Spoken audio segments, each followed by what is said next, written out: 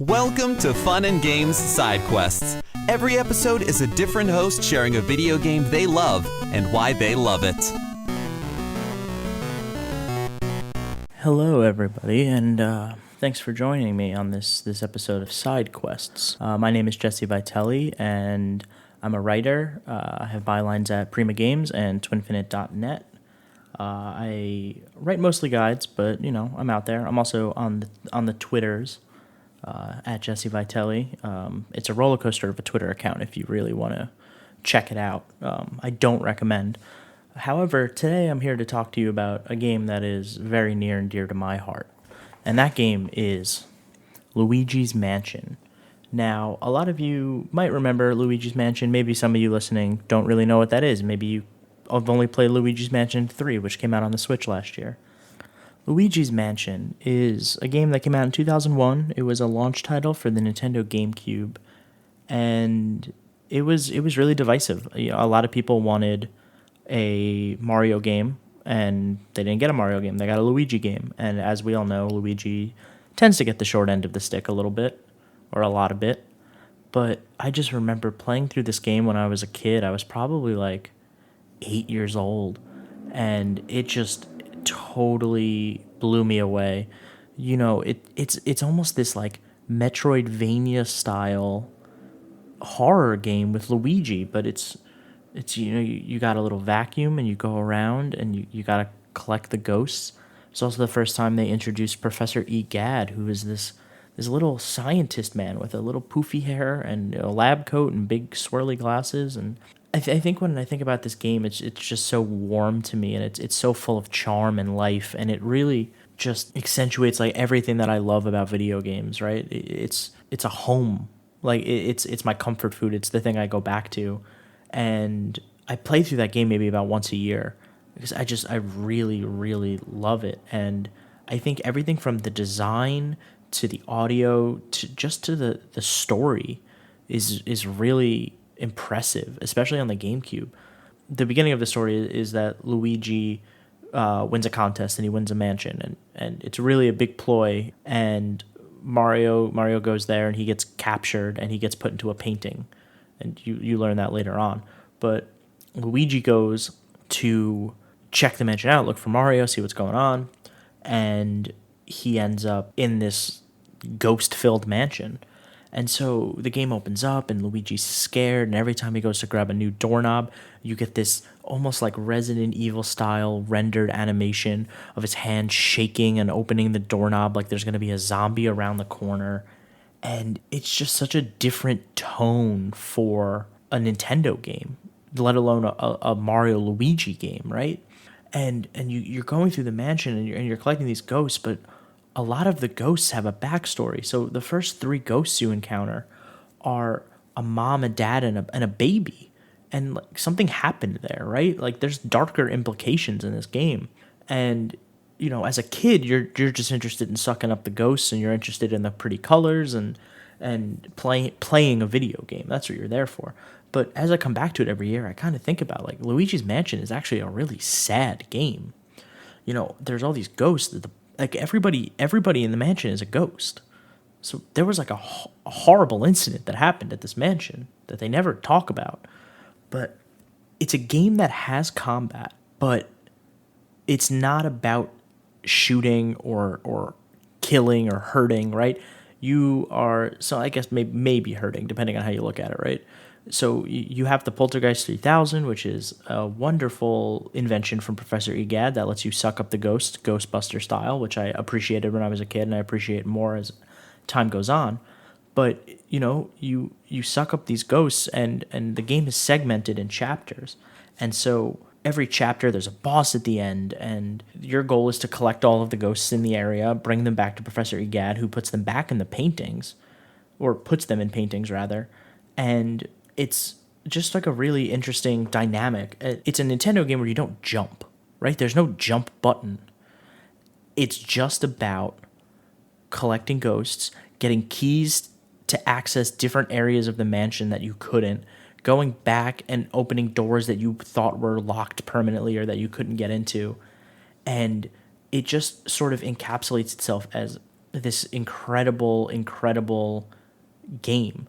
And I drew the Resident Evil comparison earlier, but I want to draw it again because you think about Resident Evil 1 and you think about how much of that game is spent in the Spencer Mansion. And Luigi's Mansion it's the same thing, right? Like, you spend all of your time in this mansion. Sure, you go to the courtyard or you go to the basement, you go to like other areas, but the mansion itself is the main character. And I don't like to call levels in video games characters, but like, it really does have this aesthetic and this vibe, and it's both like haunting but charming at the same time. And I don't really know how they pull it off. And I think when you move on to Luigi's Mansion Dark Moon, the sequel or whatever, it loses a little something with the multiple mansion stuff. So I think that's why Luigi's Mansion 1 is my favorite, because even in Luigi's Mansion 3 with the hotel, it's fun, but it's missing that central piece. And I think the mansion in the first one is really what that is. And I just, from the moment that game starts to the moment it ends, there's collectibles, there's interesting backstory, there's all sorts of Mario enemies that have kind of been reimagined, like the Shy Guys on the ballroom when they're dancing around. It's every time you open a door in that mansion, you don't know what's on the other side, and oftentimes it's not something you want to deal with, because it's usually a ghost and there's some sort of small puzzle element to solve the fight. But it's so much fun just discovering all the little nooks and crannies of that mansion. And something that I really, really love is there's a currency system in the game, and you get that from going in to a room and just sucking up tablecloths and ceiling fans and money shooting out everywhere. You're collecting all this money, but you don't buy anything throughout the game. So you're kind of wondering why you're collecting pearls and diamonds and all these things that you have to find throughout the game. But then at the end of the game, it ranks you based on how much money you've collected, and that's the new mansion that Luigi gets to live in. And I think that's just like a fun way to do it. Like, you're not buying upgrades, you're not buying skills or points or skins or whatever. You're simply just collecting it because it's fun as an activity to try and solve these little puzzles and try to figure out how much money is in a room. And it's just enjoyable. At the end of the day, Luigi's Mansion is just an enjoyable video game that is not super long. I beat it last year in about 8 hours. It's so great. And there's the collectibles with the boos, which are really awesome, which are just, you release a cage and all of a sudden there's 50 boos in the mansion. So it gives you a reason to go back to the other rooms and explore and try to find them and get them out of the furniture and suck them up. And there's just something really special about Luigi's Mansion that I don't think the other two games have been able to quite grasp. I think the charm is still there. I think it's just missing. It's missing an edge, and I think Luigi's Mansion is kind of grungy, and it's better for it, I believe. And there's so much. I'm forgetting. There's the puzzle in the backyard that I adore, where you go and you water it, and then you come back after you've completed another section and you water it again, and then if you come back a third time and water it a third time, it gives you a diamond, which is the highest rarity, like, currency you can get. But if you miss out on watering it one of those times, you don't get the gem. And like I said, the gem just adds to your overall score. It doesn't do anything, but it's such an interesting and fun little puzzle. And it's something you might not pick up on the first time you play through the game, because nobody tells you to go do that. It's just like a natural instinct. And so now in every run, I make sure to go do the diamond just because I like getting the diamond. It's stupid, but it's fun. Like, and that's what this is. It's stupid fun, right? And that's why I think I love Luigi's Mansion so much.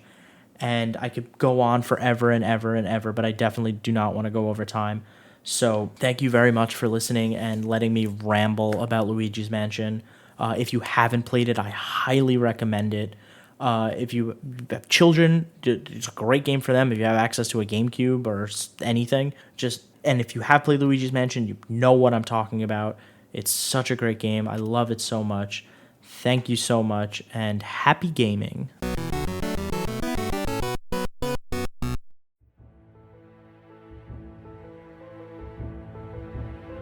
Can you believe we've been friends for 7 years? And it all started because I compared you to Alana the lioness. Tamara Pierce really set the tone of our friendship. A love of magic, Briar Moss, fantasy, Briar Moss, powerful women, and of course, Briar Moss. I'm Anna. And I'm MJ. And we invite you to join our Circle of Friendship, where we do a chapter-by-chapter deep dive into the Circle of Magic series by Tamara Pierce. We answer important questions like, how does Moonstream let certain dedicates take care of children? Can you imagine anyone else but Mandy Patinkin playing Nico? Knives, Briar? And knives? Join us every other Monday at cofpodcast.libsyn.com or wherever you download podcasts. But seriously, knives?